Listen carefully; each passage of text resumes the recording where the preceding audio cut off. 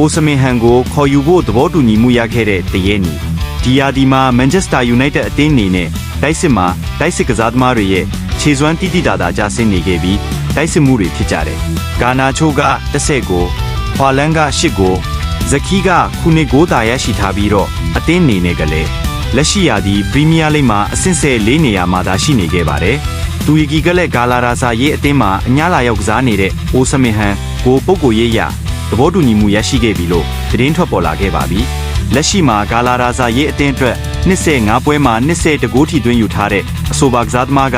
မန်ချက်စတာယူနိုက်မှာရောခြေစွမ်းပြတ်တတ်နိုင်မလားဆိုတာကတော့ဆက်လက်စောင့်ကြည့်သွားရမှာပဲဖြစ်ပါတယ်ခင်ဗျာ။ကစားသမားကိုတော့လာမယ့်နွေရာသီအပြောင်းရွှေ့မှာစာချုပ်ချုပ်ဆိုမယ်ဆိုပြီးသတင်းထွက်ပေါ်လာပါတယ်။ပြောင်းရွှေ့ခြင်းကိုတော့မဖော်ပြသေးပါဘူး။တကယ်လို့အိုစမင်ဟန်တာရောက်ရှိလာခဲ့ရင်တော့ရေနစ်နေတဲ့မန်ချက်စတာယူနိုက်အတွက်ကောက်ရိုးတမြင်ဖြစ်သွားမလား။ဆက်လက်ရုန်းကန်ရမလားဆိုတာကတော့ဆက်လက်စောင့်ကြည့်သွားရမှာပါပဲ။